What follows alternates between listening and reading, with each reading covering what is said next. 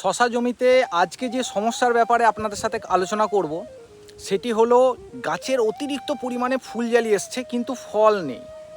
তো এটা কী জন্য হয়, কী কারণে হয়, সেই বিষয়গুলি আগে আপনাদেরকে জানতে হবে।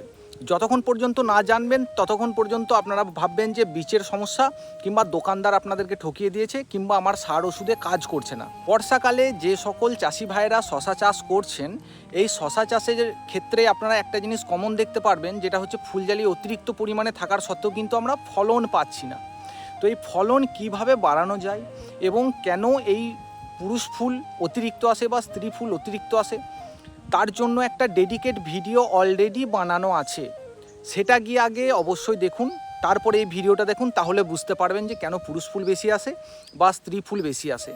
এই যে জমিটাতে এসছি, এই জমিটাতে কিন্তু অতিরিক্ত পরিমাণে ফুল এসছে, কিন্তু সেগুলি সবই পুরুষ ফুল। স্ত্রী ফুলের সংখ্যা একদমই কম। যদি দেখানোও যায়, এখানে প্রচুর পরিমাণে কিন্তু ফুলজালি আছে। কতটা দেখতে পাচ্ছেন জানি না, কিন্তু এখানে প্রচুর পরিমাণে ফুলজালি আছে। কিন্তু লক্ষ্য করবেন এখানে কিন্তু বেশিরভাগটাই পুরুষ ফুল। হয়তো দু একটা জালি আছে, কিন্তু এগুলো স্ত্রী ফুলের, কিন্তু বাকিটাই হচ্ছে আপনার পুরুষ ফুল। তো এই জিনিসগুলো হয়, প্রধান যেটা কারণ সেটা হয় বীজের কারণে। আপনি যদি বর্ষাকালের বীজ গ্রীষ্মকালে লাগান বা গ্রীষ্মের বীজ শীতকালে লাগান, তাহলে এই যে এদের ফ্রুটিং দেওয়ার ক্ষমতা বা ফল আসার ক্ষমতা, সেটা কিন্তু তারা ঠিকঠাকভাবে অ্যাডজাস্ট করতে পারে না। মানে যেখানে আপনার গ্রীষ্মকালের শশা যদি আপনি শীতকালে লাগিয়ে ফেলেন, ফুল তো আসবে, হয় সেটা অতিরিক্ত পরিমাণে স্ত্রী ফুল আর অতিরিক্ত পরিমাণে পুরুষ ফুল হয়ে যেতে পারে।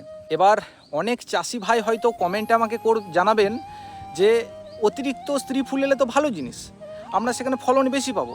একদমই না। অতিরিক্ত স্ত্রী ফুল আসলেও আপনি ফলনে ঝাড় খাবেন, মার খাবেন, কিংবা একটা ক্ষতির মুখ মানে দেখতে পাবেন আপনার জমিতে, বা লসের মুখে একটা দেখতে পাবেন। আর অতিরিক্ত পুরুষ ফুল এলে তো আপনার লসের মুখ আছেই, সেখানে আর কিছু বলার নেই। তো অতিরিক্ত স্ত্রী ফুল কেন আসে, অতিরিক্ত পুরুষ ফুল কেন আসে, তার জন্য প্রথমে বললাম একটা ভিডিও বানানো আছে, কি স্প্রে করলে সেটা আমরা কন্ট্রোল করতে পারবো। তো সেটা আগে গিয়ে দেখলে আপনি বুঝতে পারবেন। এবং আরও একটা ঘটনার জন্যও কিন্তু প্রচুর পরিমাণে স্ত্রী ফুল বা পুরুষ ফুল চলে আসে। তো দ্বিতীয় যে কারণটির জন্য পুরুষ স্ত্রী ফুল বেশি বা কম চলে আসে, তার প্রধান কারণ হলো ওয়েদার। এই ওয়েদারের আপ ডাউনের জন্যে কিন্তু এই পুরুষ ফুল বা স্ত্রী ফুলের সংখ্যা বাড়া কমা হয়। কী রকম?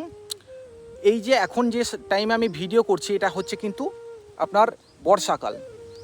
এই বর্ষাকালের সময়ে কিন্তু একটু আগে বৃষ্টি হচ্ছিল, আর এখন কিন্তু একটা ব্যাপক রোদ দেখা দিয়েছে।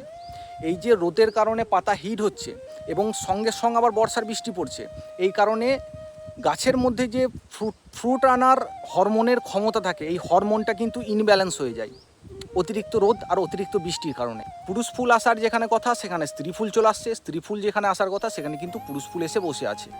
যেমনটা ঠিক এখানে আপনি কোনোভাবেই বলতে পারবেন না যে গাছের গ্রোথ কম। গাছটার বয়স হচ্ছে প্রায় 35 থেকে 36 দিন, তারপরেও কিন্তু পুরো মাচা ঢেকে গেছে, একটু মাচার কোনো অংশ ফাঁকা নেই। গাছের গ্রোথ দুর্দান্ত আছে। এই গাছটা ডিএপি 10-26 করেনি, করেছে পটাশ, সিঙ্গেল সুপার ফসফেট দিয়ে করেছে, এবং সামান্য পরিমাণ ইউরিয়া আছে। ইউরিয়া কমই ব্যবহার করেন, ইনি যে চাষি খুব ভালো চাষি, ইউরিয়াটা কম ব্যবহার করে গাছটাকে তৈরি করেছে, কিন্তু তার মধ্যে পুরুষ ফুল প্রচুর আসছে। আপনাদেরকে জানিয়ে দিলাম পুরুষ স্ত্রী ফুল কেন আসে আর এটার কি সমাধান আছে, আগের ভিডিওতে আপনি দেখলেই বুঝতে পারবেন। ফুল ঝরে যাওয়া বা কী ব্যবস্থা নিলে কিন্তু এই স্ত্রী ফুলের সংখ্যা বা পুরুষ ফুলের সংখ্যাটা আমাদের কন্ট্রোলে থাকবে। এবং তার সাথে সাথে অনেক শশা চাষিরা এই আর একটা সমস্যার কিন্তু সম্মুখীন হয়েছেন, সেটা হচ্ছে শশা বেঁকে যাওয়া বা বাঁক ধরে যাওয়া। ছোট থেকেই দেখবেন শশা বেঁকে যায় বা শশা জালি লাল হয়ে যায়। এই যেটা দেখতে পাচ্ছেন, এই শশা জমির মধ্যে যদি দেখানো যায়, এই যে এই শশাটা দেখুন কেমন বেঁকে যাচ্ছে, ঠিক আছে? এই শশাটা দেখুন, এই যে দেখুন পেছনটা শুরু হয়ে যাচ্ছে, এবং বাকি শশার মধ্যেও কিন্তু এই জিনিসটা লক্ষ্য করা যায়। তো এগুলো সাধারণত হয় আপনি জমিতে মাইক্রোনিউট্রিয়েন্ট এবং অনুখাদ্যর কমতি থাকলে।